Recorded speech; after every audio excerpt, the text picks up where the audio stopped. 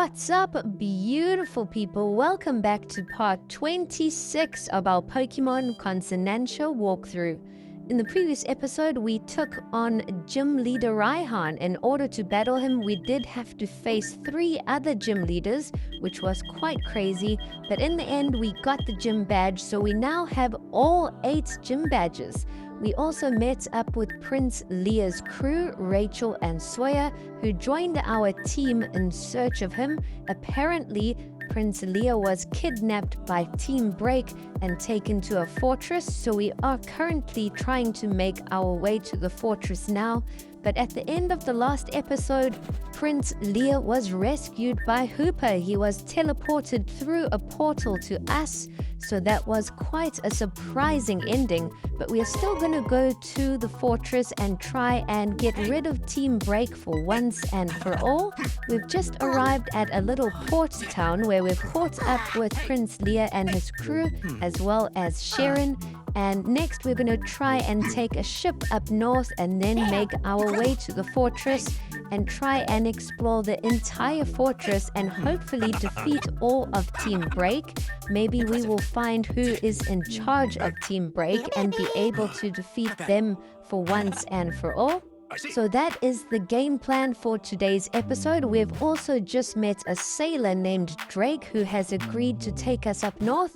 So at least that's one other thing that we've gotten out the way. And before we head off, we actually bump into Paulo and Tina. They seem to always be around us wherever we go throughout the story. We hop on the ship, which looks really cool.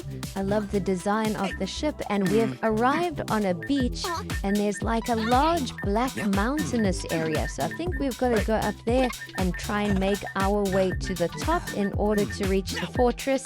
I'm guessing this fortress is Team Break's secret headquarters. So we are going to try and put an end to them. I am also really excited that we have finally earned all 8 gym badges, so that means we can enter the next tournament, which is crazy tough. So as soon as we finish exploring this fortress, we're going to fly all the way back to Central City and try and swap up our team and prepare for the Pokemon tournament. I hope we'll be able to win it. Apparently there's tons of battles. If you guys haven't watched the first tournament, we entered it a few episodes ago, and I think there were 16 battles that we had to work our way through until we actually won that tournament, and it was crazy tough. And apparently the second tournament is way tougher. So I don't know how we're going to fare. We definitely have to make some adjustments to our team. I want to try and add more legendaries, mythicals, or ultra beasts. So if you guys have any suggestions of which Pokemon I should add to my team, let us know down in the comments below. There are so many cool legendary Pokemon, but I do want to try and use a Pokemon that I haven't really used all that much. So I'm thinking maybe some of the new Gen 9 legendaries. Fezandipiti is a Pokemon that I would like to try out. And I want to use Urshifu too, even though that's not all that new, but I've never used Urshifu in a playthrough. And maybe another interesting legendary or two, something that I haven't really tried out before, but that is still pretty cool. We are slowly working our way up this mountain. We did find a little beach shore area where we picked up a couple items, but the goal is to try and make your way up the mountain. And we are encountering a bunch of Team Break members along the way, so the battles are just endless. But we have finally reached the fortress, and it looks really creepy and eerie.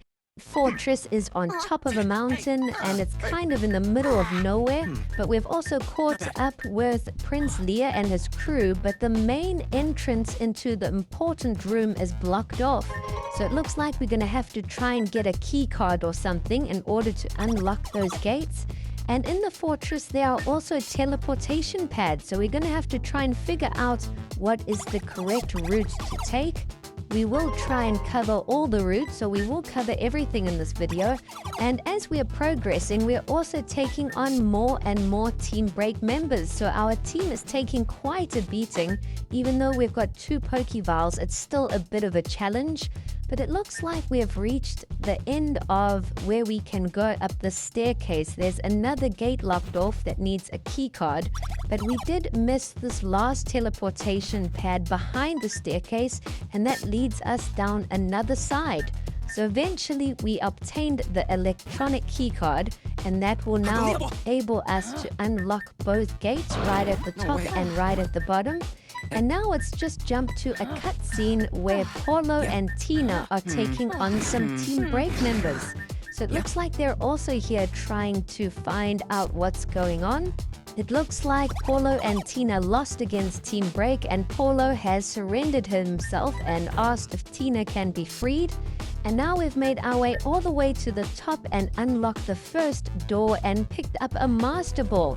So that's a really good item to have. Definitely don't forget to go all the way to the top and go and get that Master Ball. But now we've made our way all the way to the bottom and entered the main room, which we first found when we entered. As we enter the new area, we search for items, and again there are more teleportation pads. So there are 3 different paths here, but there's only one legitimate one. So we're just going to take these first 2 and get rid of them, and then the final one will lead us to our destination that we're actually going for. So we've done all of that and gone to the final teleportation pad. We've taken on another Team Break member and gone up the stairs. I think we are eventually going to enter the top. And again, we have found 3 more teleportation pads. So there's so many different options to explore, but you do want to take your time and try and collect all the items. It's not very difficult at all. I am super curious to see who's going to be at the top and behind of Team Break. We finally reach the main room, and Tina rushes off to us and she tells us that Paulo was kidnapped. So I don't know where Paulo has been taken, but we'll try and explore what's left. We enter another area and pick up an item, and I'm not sure if there's anything we've missed, but we've made our way to like the generator room. And now we have found some of the Team Break members. There are 3 of them, and it looks like they have a team of legendary Pokemon.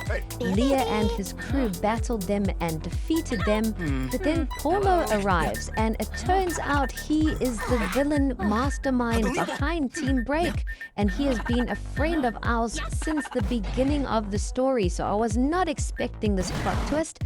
I thought Paulo was doing the right thing by giving himself up, but he is the boss behind Team Break. So now we're actually going to have to battle him, and he does have a team of 6 Pokemon. I can't believe that this entire time Paulo has been behind all of the crimes with Team Break, and he's been our friend since the start, so we definitely have to defeat him now and teach him a proper lesson. His first 2 Pokemon he has sent out as Lycanroc and Tyranitar. His Tyranitar has Mega Evolved, but we have knocked out both of those Pokemon. He has now sent out Hydreigon and Alakazam, and his entire team looks to be at around level 95. So we are almost there. I believe the current level cap is level 96, but if we defeat Paulo, it might unlock to level 100 for the final tournament. So wow, it's been a crazy journey. Most of our Pokemon are almost maxed out at level 100. We'll definitely try and do that for the final tournament. And now we have reached Paulo's final Pokemon, which is Gyarados. We've just knocked out Hydreigon, and it's 2 versus 1 at the moment, so I don't think he stands much of a chance. We have defeated Paulo, and hopefully this is the end of Team Break, now that we have defeated their leader. But then all of a sudden, Hooper pops out of nowhere, and we jump to another scene, and it looks like Prince Leah and Team Break have made friends again.